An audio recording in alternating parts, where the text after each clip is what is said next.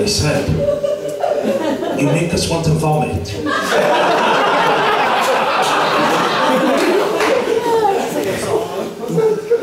Okay, wasn't expecting that, but I'm a nice person, so I said, "Well, you must go home then. You must go home and you must go to bed and perhaps rub a bit of Vic on your chest. And then if you still feel this way in the morning, well, you must go to your GP. You must say, Mr. GP, John Collins, he makes me want to vomit.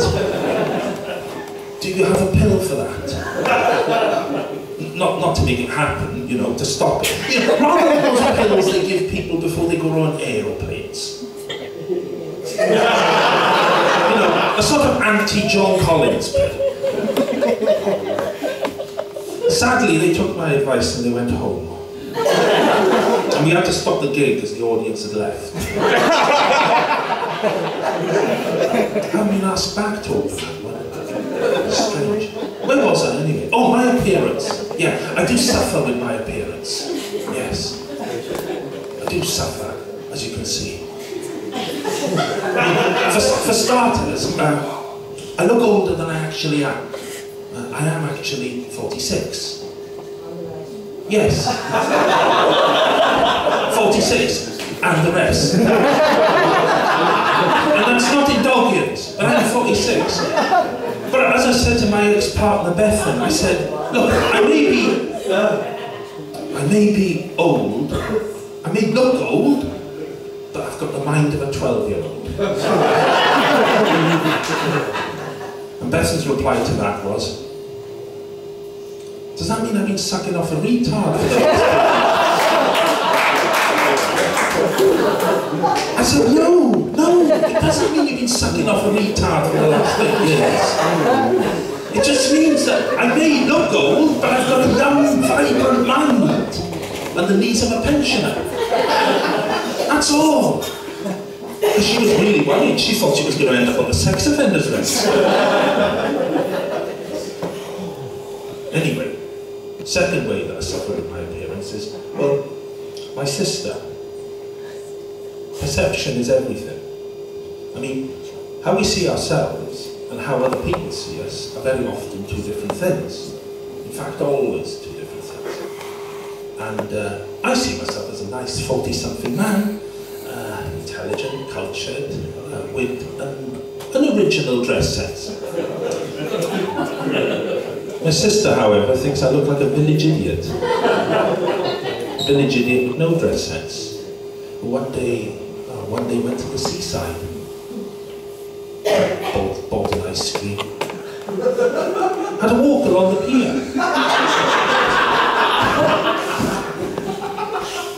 fed the local seagull. It wasn't a popular resort.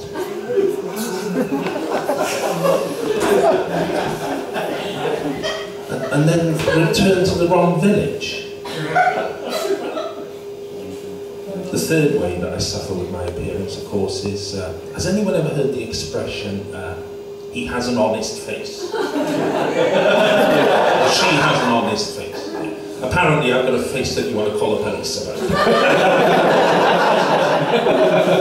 So much so, I've been offered a part in EastEnders. I've been offered a part in EastEnders. EastEnders? Da, da, da, da, da. I never was very good at singing. Yeah. They're going to have a new Welsh character there. It's going to be a friend of Phil's that he met in prison, because of course Phil meets all his friends in prison. And he's going to be like Welsh, but he's also going to be very alternative. He's going to be a bit of a hippie. So I'm going to be playing a character called Barry Brith. He's a hard bastard from Llanelli, who's also gluten intolerant. So I'm going to be starting a lot of fights, but they're mainly going to be in Holland and Barrett.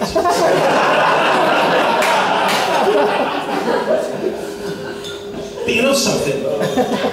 Having appearance problems, you know, I mean, it makes it difficult to meet someone. and settle down. I mean, I thought I'd be married by now, you know, with a house and a garden and a Volvo. Oh, and the wife, of course. Because that's how it works, isn't it?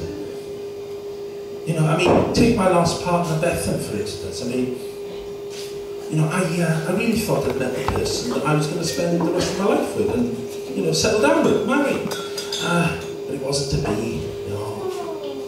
No, yeah, that's how I thought at the time. I thought, oh.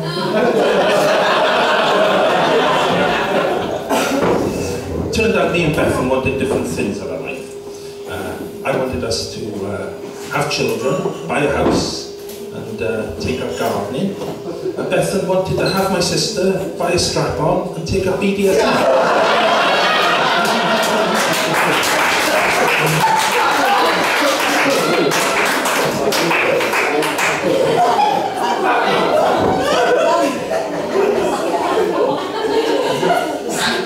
By the way, does anyone want to buy a large greenhouse?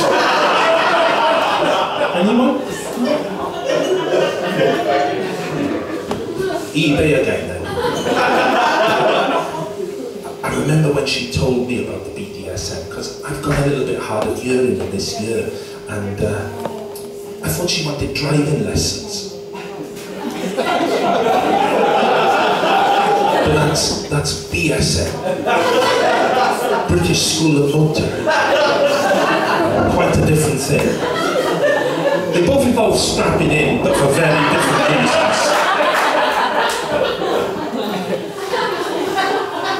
Well, when I'm not talking about BSM, strap-ons, and my appearance, I work in an office. Does anyone else work in an office? Yeah, they're full of fucking weirdos, aren't they? I work in an office in Swansea. Unfortunately, every weirdo in Swansea seems to work in the same office.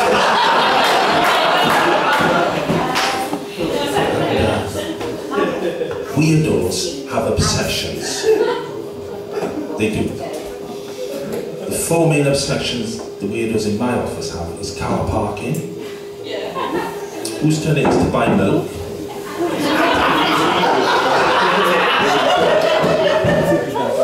and biscuits. They're very obsessed with biscuits. They're like my cat Sally, they'll do anything for a plate of biscuits. Which is how I got all this shit in my neighbour's garden.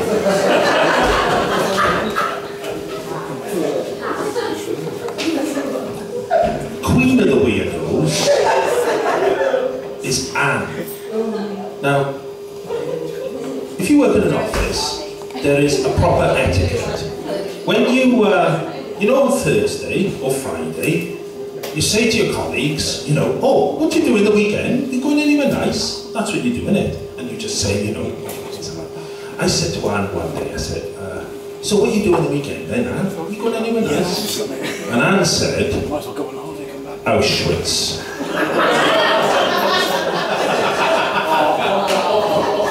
And then she grinned slightly manically.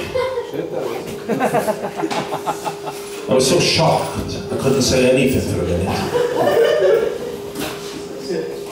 And then I said, I didn't know it had reopened. Because that's not normal. You shouldn't say things like that. And you certainly shouldn't grin manically. I mean, what she really meant to say was, well, John, we're going to northern Poland, and we're going to sample some of the local cuisine. We're going to have some red wine. And we'll take some pictures of the local attractions, and then we'll come back and we'll tell you all about it. No, that wasn't good enough for Anne. No, she's going to Auschwitz. Of course, everyone thought I was the weirdo the following week when I said, did you enjoy your weekend at Auschwitz?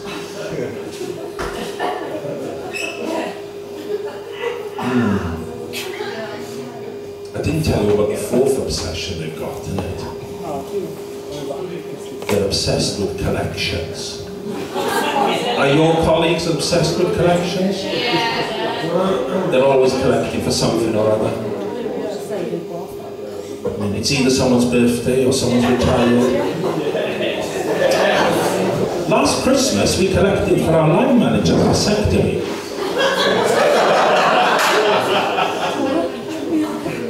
I didn't even know W.H. Smith did cards for occasions like that. I think the badge was a bit tasteless though. I think they need to knock that on the head.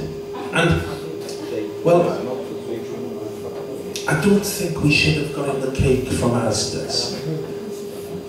It was a very weird, surreal afternoon. I don't know if you've ever been invited to a good luck with the vasectomy party.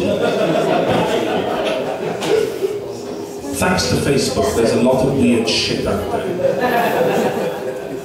But anyway, it was very weird, because I had a meeting with Derek in the afternoon and to discuss my productivity figures. And it was quite weird sitting there, you know, discussing my productivity figures while I eat a piece of cake that looked like his cock.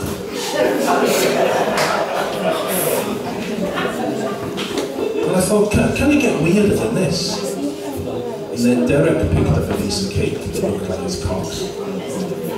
Two grown men sitting there having a meeting with their cups of tea, eating a piece of cake each that looked like one of their cocks.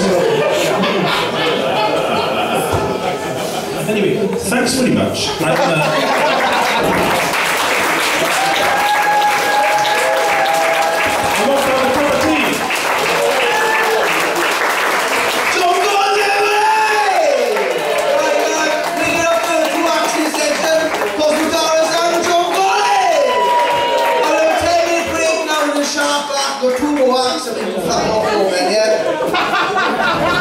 Oh, cheers, Sam. Yeah, fuck it.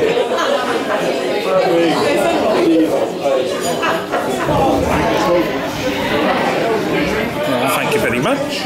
You did about 20, John. Did I? 20. It recorded, I left it on the stand, and it knocked off, so I put it back on again, and so it must have done 2 10s, I'm guessing. How do I turn it off? I don't know how to turn it off. Hit the red button.